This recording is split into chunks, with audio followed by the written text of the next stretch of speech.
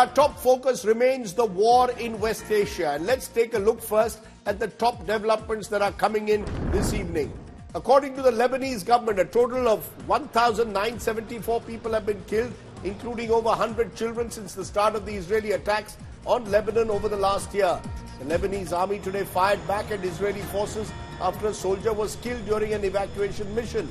Israel military today urged residents of over 20 towns in South Lebanon to evacuate their homes immediately. Recent Israeli airstrikes are causing significant destruction in Beirut's southern suburb of Daiye. The strikes leveled buildings and left behind scenes of destruction, shattered infrastructure and rubble all across.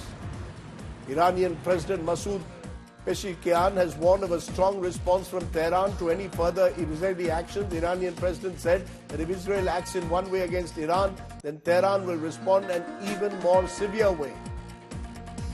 Hezbollah has fired rockets at targets in northern Israel. Thick plumes of smoke were seen in northern Israel after the attacks. The Israeli army said that approximately 25 projectiles were identified crossing in from Lebanon. Long queues of passengers were seen inside Beirut's Rafiq Hariri International Airports, many scrambling to leave the country amidst growing uncertainty. Western nations are drafting contingency plans to evacuate their citizens from Lebanon after the dramatic escalation in the conflict. As you can see, the world remains on the edge, waiting for Israel's next move. Will Israel retaliate against Iran, and if so, how? In a few days from now, it will be the first anniversary of the October 7th attack on Israel. It's yet, remember, to respond to Israel's missile strikes, even as it continues its offensive against Hamas in Gaza and Hezbollah in Lebanon. What lies ahead? It's our top story.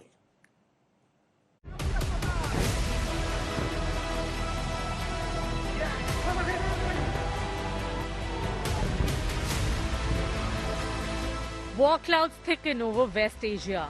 Just days after Iran's barrage of missiles against Israel, all eyes on Israel's next move. Iran shot off another warning, saying any retaliation by Tel Aviv will trigger a harsher counterattack. The security of the region is the security of all Muslims, and we do not want any war or bloodshed. Since I assumed the presidency, every speech I have made has emphasized our quest for peace and security.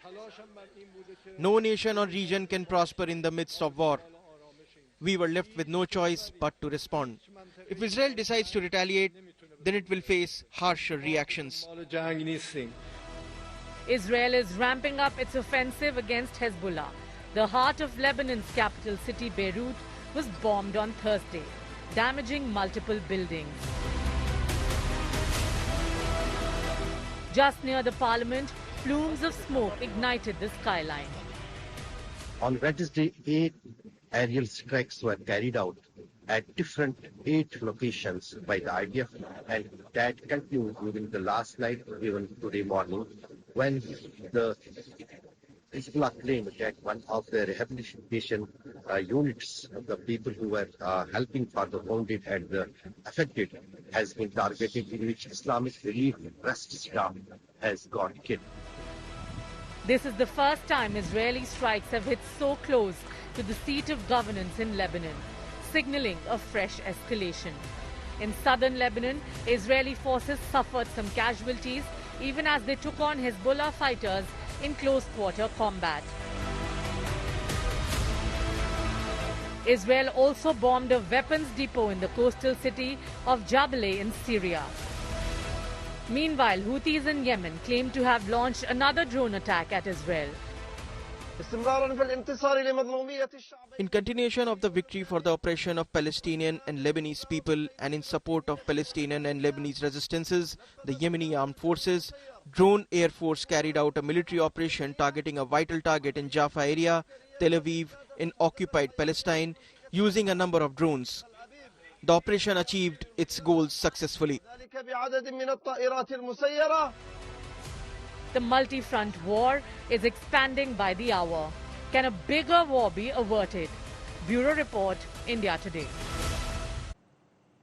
My first guest is Mustafa Barghouti. He's the Secretary General of the Palestinian National Authority. Appreciate you joining us, Mr. Barghouti. How do you explain the fact at the very outset that we saw celebrations after the Iranian military response 2 days ago, Hamas praising it as a heroic missile strike on Israel?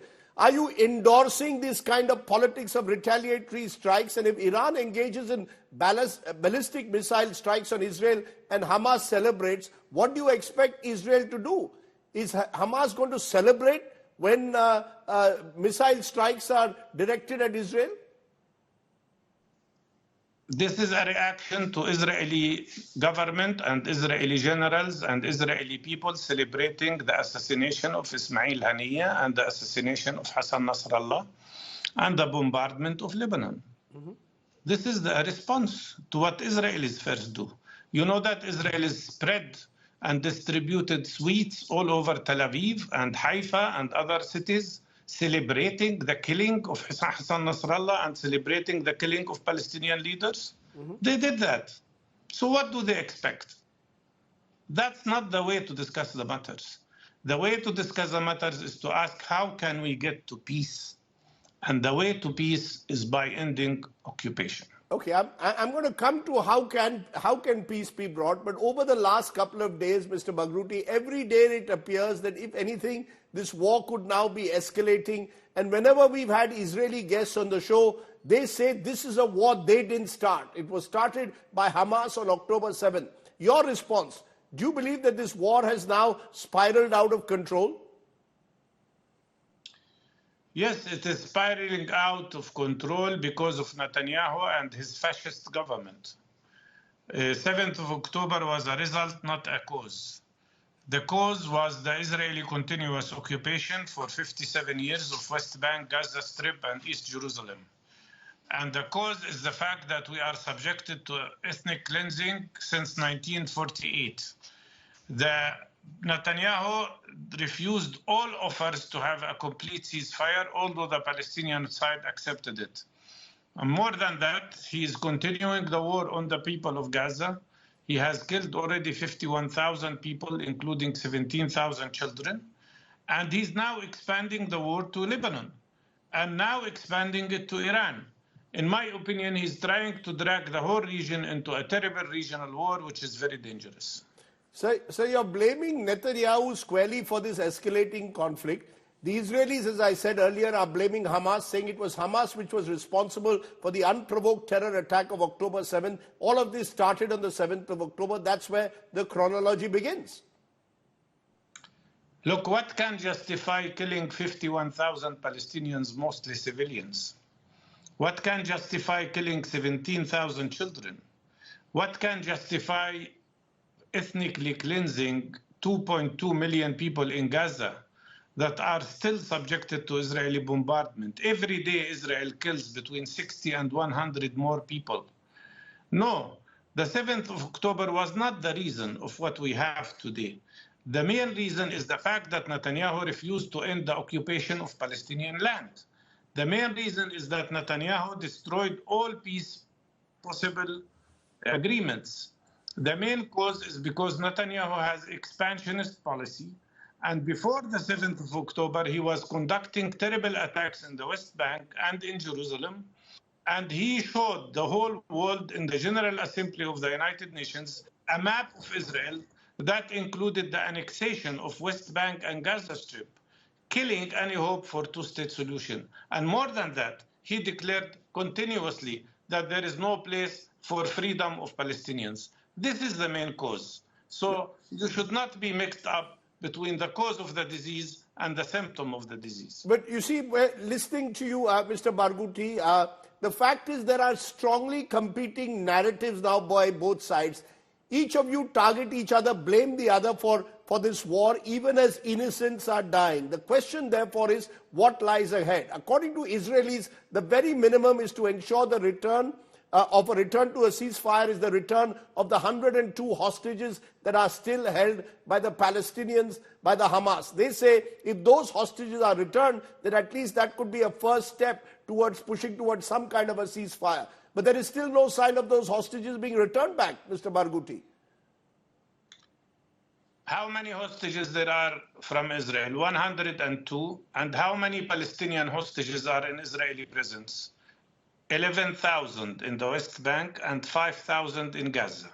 16,000 Palestinian hostages, including 860 children, are imprisoned by Israel.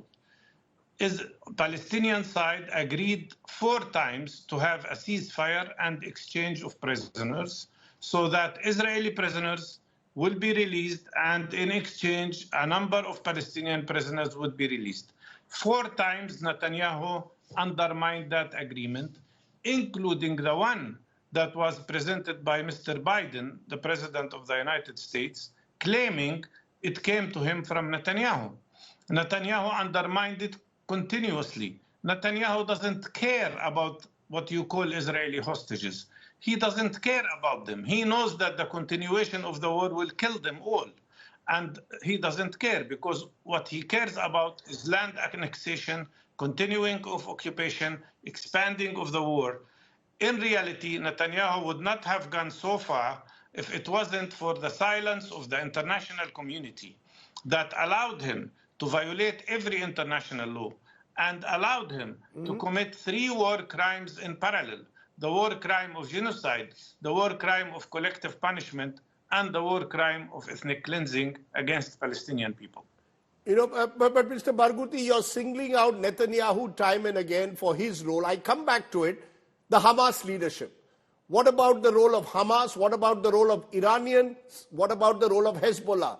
All of these 3 groups, the so-called axis of resistance, we can add the Houthis of Yemen, are all being held responsible for also spurring the violence. So we are caught now in this endless cycle of violence and retribution. Iran, Hezbollah, and Hamas declared they will stop all military actions if Israel accepts to stop the war on Gaza, and if Israel accepts ceasefire. There would have been no fight with Hamas, with Hezbollah or Iran if Israel stops the war on Gaza. But Israel wants to continue. And now the Israeli tanks are invading the land of Lebanon. You speak about Israel's right to self-defense. When the right of self-defense allows a country to invade other sovereign countries, like in this case Lebanon, when did the right of self-defense mean that a country can bombard the capitals of other sovereign countries like Israel is doing now to Damascus and Beirut? And when was the right of self-defense mean that they can occupy other people for unlimited time, 76 years of occupation? The real problem here is you have to look who is occupying whom. Are the Palestinians occupying Israel, or Israel is occupying Palestinians? Who is oppressing whom? The reality here is that a biased approach continues to speak about the rights of Israelis, but never speaks about the rights of Palestinians. All we are asking for is to be equally treated, to accept us as equal human beings to Israelis and Jewish people. If Israelis deserve peace, we deserve peace. If Israelis deserve security, we deserve security. If Israelis are free, we should also be free. But sir, if I may be allowed to ask you yet again, are the Palestinians ready to return, or the Hamas ready to return the hostages as a goodwill gesture that can end this war? Because if you don't, Israel will continue the bombings of Gaza, the war will then continue to spread in Lebanon, Iran will hit back, and then we are in a situation, as I said at the very outset, and you agreed, where the conflict continues to spiral out of control. I will answer your question. The Palestinian side is ready to return all the Israeli prisoners if Israel accepts ceasefire. You're saying something very importantly. Let me reiterate. You're saying if Israel accepts a ceasefire, you will ensure the hostages are returned right away. Am I correct? Of course. And Israel would have to release a number of Palestinian prisoners at the same time. Mr. Barghouti, let me I'll also ask you about another concern as this war spreads, that even the Arab world is no longer supportive of Iran or indeed of Hezbollah and Hamas. They're worried about a radical Islam spreading across the region that Iran has already as part of its axis with the Houthis, the Hamas and the Hezbollah. The more moderate Arab states do not want, Mr. Barghouti, this war to escalate. They too are distancing themselves from Iran's actions and, dare I say, even the Palestinians in a way. Sir, all your questions, and I accept that, all your questions are repeating the Israeli narrative. But it's okay, I can answer them. The problem is not with Iran. The problem is with Palestinians. The problem is that Israel is occupying us since 76 years. The problem is that 70% of our people have been displaced by Israel. The problem is that Israel has destroyed 520 Palestinian communities and erased it to the ground. The problem is that the people of Gaza are bombarded today by Israel. The solution is very simple. It's for Israel to accept to end occupation and allow us, the Palestinians, to live in a free, sovereign country, like they do. That's the solution. In the past, Israel used to claim that its problem is with the Soviet Union. And then it was with Egypt. And then it was with Syria. And then it was with Iraq. Now it is with Iran. It's all not correct. The reality is that their problem is with us, the Palestinians. But Netanyahu doesn't want to show the reality, and his government and the Israelis in general, because if you put the Israelis and Palestinians on the scene, it is very clear. It is very clear. The victim are the Palestinian people, not Israel. But Israel wants to claim to be the victim. So that's why it's talking about Iran. The issue is not Iran. Iran is a side issue. If the problem with Palestinians is solved, there will be no place for Iran or any other country to interfere. Mr. Barghouti, for joining me there from Ramallah, I appreciate you joining us and giving us a Palestinian perspective. Thank you so much. As always, we also want to turn to the other side of the divide. Let's now go to an Israeli perspective. I'm joined by Brigadier General Amir Avivi. He's the founder and chairman of IDSF based in Tel Aviv, and during his service held a series of senior roles at the Israeli Defense Force. Appreciate your joining us, sir. You might have heard the Palestinian view. They're saying they're ready to hand over the hostages if Israel commits to a ceasefire. It's Israel which is expanding the theater of war, Netanyahu in particular, for his political survival. Okay, let's remember what happened here. Hamas attacked Israel unprovoked, massacred 1,200 people, burned people alive, raped women, decapitated heads of children. This is what Hamas did, and also took hostages. Now, Israel set very clear goals of war in Gaza: to eradicate Hamas, which is a terror organization, to eradicate Hamas as a military and governmental entity, to bring back all the hostages, and to create a reality in Gaza where never again there will be a terror army. Hamas has grown a terror organization the size of all of ISIS, and also the techniques and way of doing things like ISIS. Israel cannot have a terror army on its borders, and therefore Israel is willing to do a limited ceasefire to get the hostages, but not enable Hamas to end the war in a way that Hamas will rebuild itself from scratch, and in a year will have again a huge terror army. No, but we've got a Palestinian voice today, Mr. Barghouti, saying they are ready to return the hostages in return for a ceasefire. Is Israel ready to accept that, or does Israel believe that this is now a war to the finish? Well, forget Hamas. You're now targeting Hezbollah as well. I explained very clearly. We are willing for a short ceasefire. We are not willing to let Hamas stay in power. Israel is going to eradicate Hamas. When we finish the war, there will be no Hamas. No jihad. But in the process, you've got thousands of civilians, as you see, have died. I mean, where does this stop, sir? Where does this stop? So it will stop when Hamas will be eradicated and all our hostages will be back. And we're not killing thousands of citizens. We send the citizens to a designated humanitarian area, which is safe, in a place where we don't attack. We're fighting terrorists. Some of them, I mean, the way they operate is to use citizens as human shields. This makes things more complicated. But Israel is doing everything it can to prevent hitting citizens. And this is why every place Israel went to fight, we asked the citizens to move to the designated humanitarian area, where we're also providing all the food and water and everything they need. So we're really focusing on fighting the terrorists, not citizens. You're saying you're fighting on focusing the terrorists and not the civilians. Let me though turn to what's happened with the Hezbollah. You've attacked today, once again bombarded Beirut. You've also spread it to Damascus. Now, the Lebanese foreign minister told CNN International that actually Hassan Nasrallah was ready for a ceasefire, a 21-day ceasefire brokered at the United Nations. What happens next? You assassinate him. Is it that Israel simply wants to use this opportunity to finish not just Hamas, but also finish the Hezbollah, that you're not willing to even consider a ceasefire at the moment? Hezbollah attacked unprovoked. They attacked Israel 11 months ago without us, doing anything. They shot us for 11 months. We had to evacuate 60,000 Israeli citizens from their homes. They shot Israeli homes. They shot Israeli citizens for 11 months.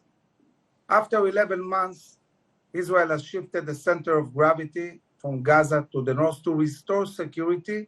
And the goal of war is to create the terms to bring back these Israeli citizens safely home to an environment where they can actually live. Now, Hezbollah was planning to do exactly the same massacre Hamas did. They built tunnels on our borders. They brought tens of thousands of terrorists. We know what they wanted to do. We have the maps. We have everything. And now, in order to bring back security, we need to create a buffer zone north of our towns to make sure they cannot attack.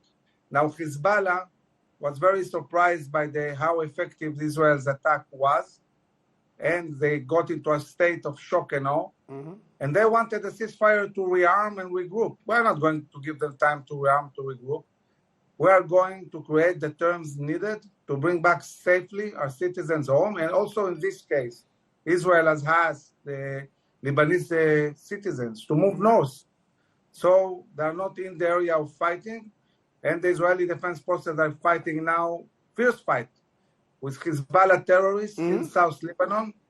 When this will end, this area will be clean of terrorists, and we will be able to bring back our citizens safely. I want to remind both Hamas and Hezbollah attacked Israel unprovoked and started a war.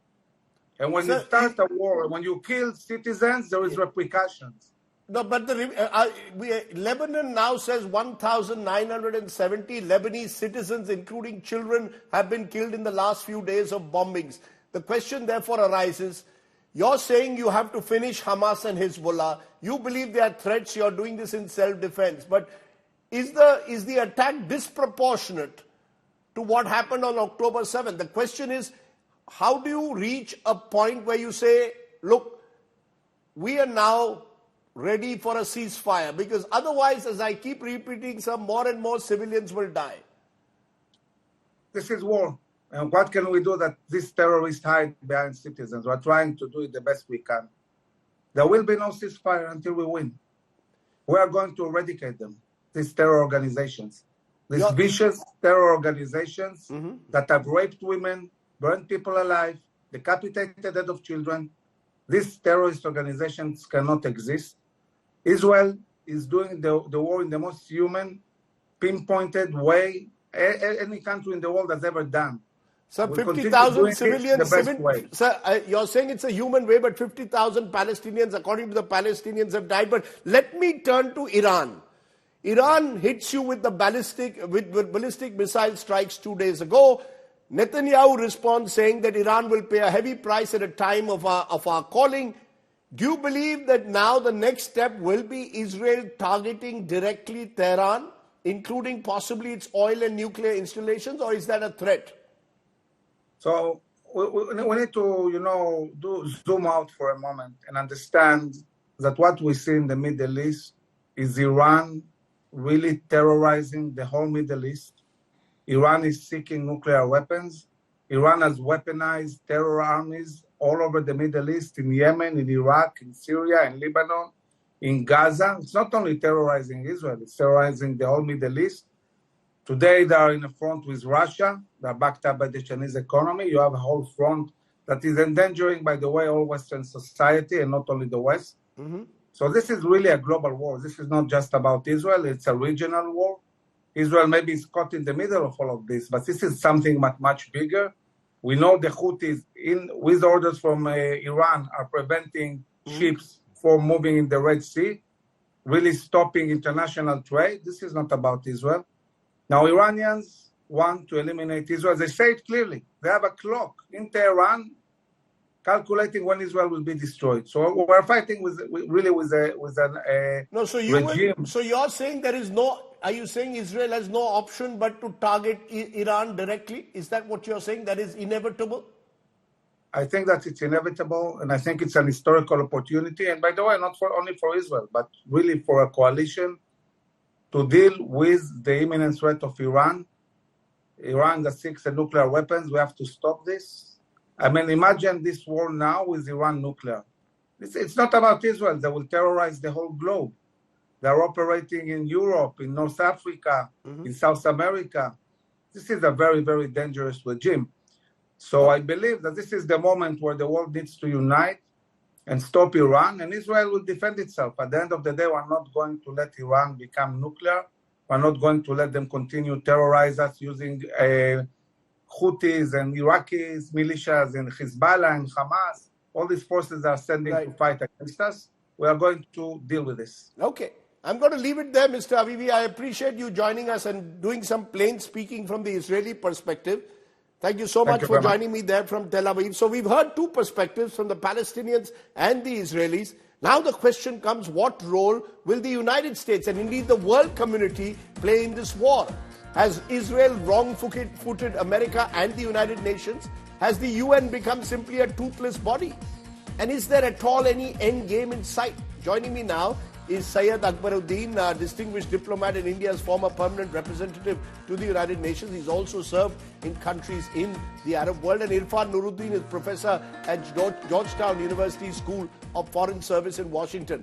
First to you, Mr. Akbaruddin, what's your sense? You've probably heard what the Palestinians said. Say they're ready for a ceasefire, ready to return hostages if Israel agrees to a ceasefire. Israelis saying nothing doing. We're going to finish Hamas. We're going to finish Hezbollah. We're going to target Iran.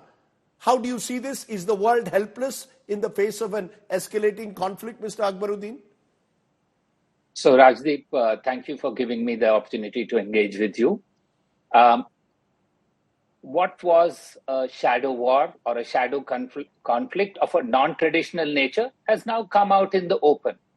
The non-traditional conflict has been going on for years, whether it's using Stuxnets against Iranian nuclear facilities or non-state actors against Israel. So what has now come out has been after a prolonged period of a non-traditional conflict. And that's the normal way. You start off in a non-traditional manner, and then you come to the harsher forms of conflict. That's what we see ourselves in.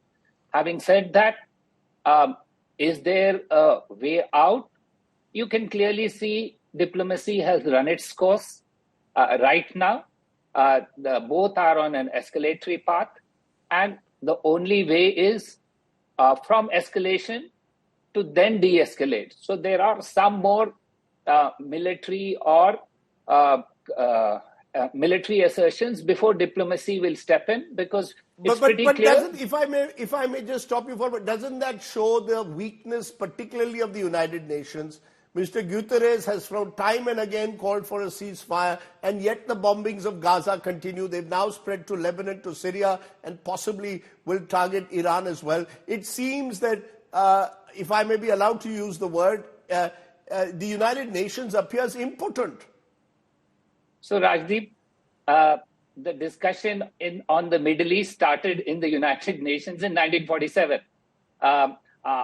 through a Committee on Palestine. And what was on offer then was a two-state solution. What's on offer now again by everybody after going around for 70 plus years is still the same. So let's not say it's only the United Nations.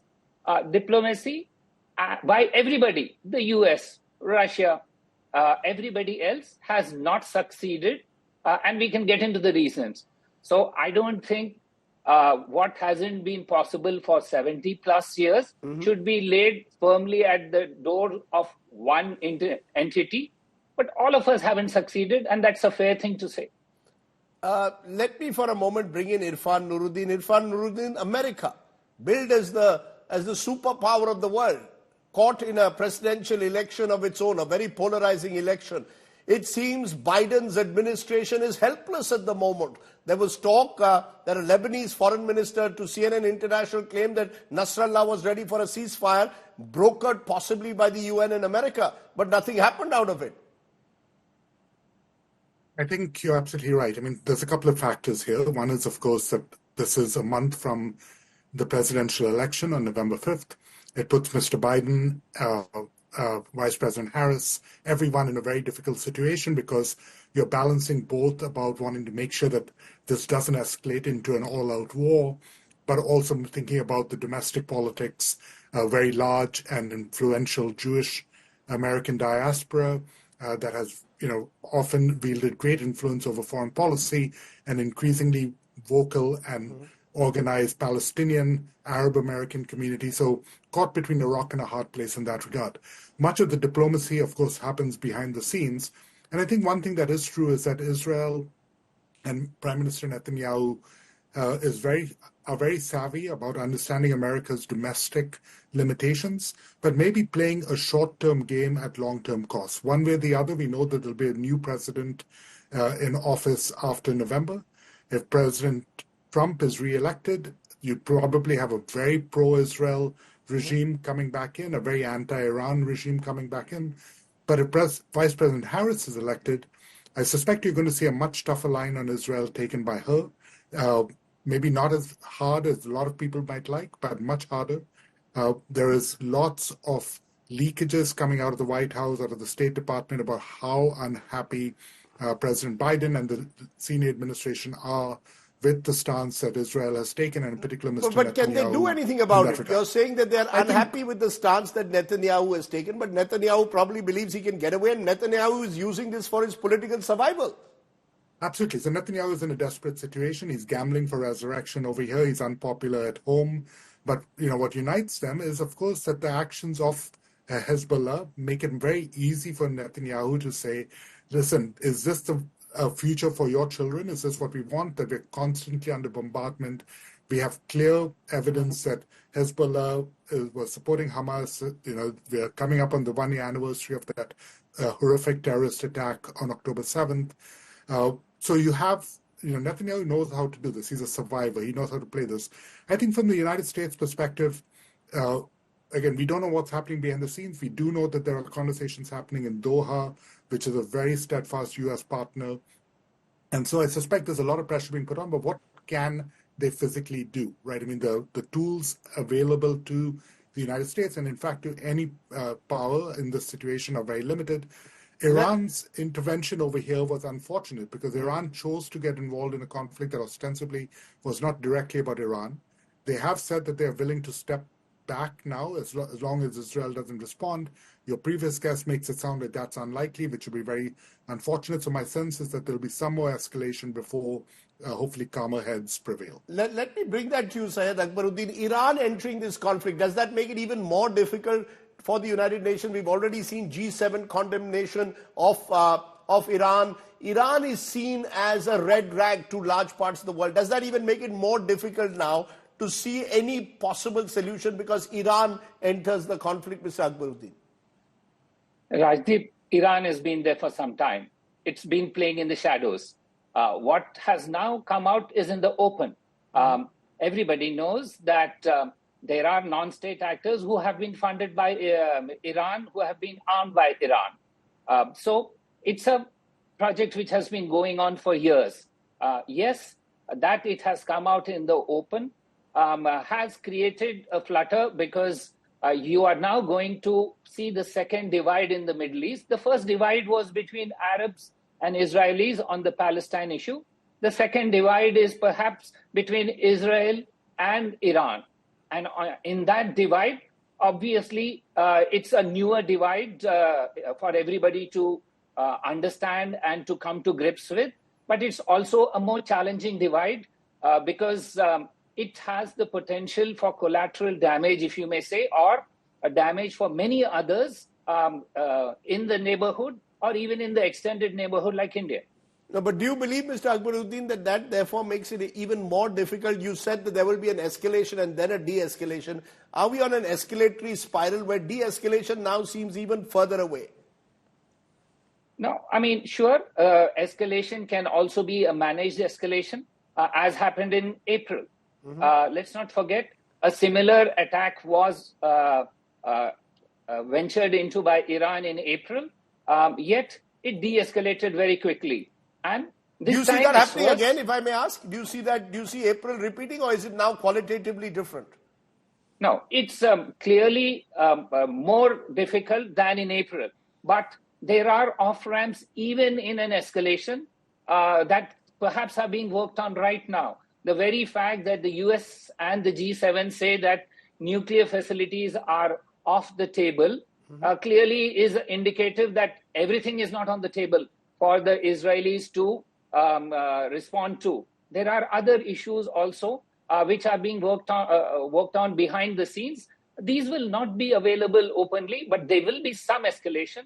The question only is whether the escalation can be managed, because all escalations, nobody knows, can never be certain about. So that's the difficulty. Not that can be a managed escalation. Perhaps that's our best chance. Okay, let me leave it at that point. Syed Akbaruddin, always good to hear you, and Irfan Nuruddin there from Georgetown in the United States. Thank you both for joining me here on the news today. Thank you.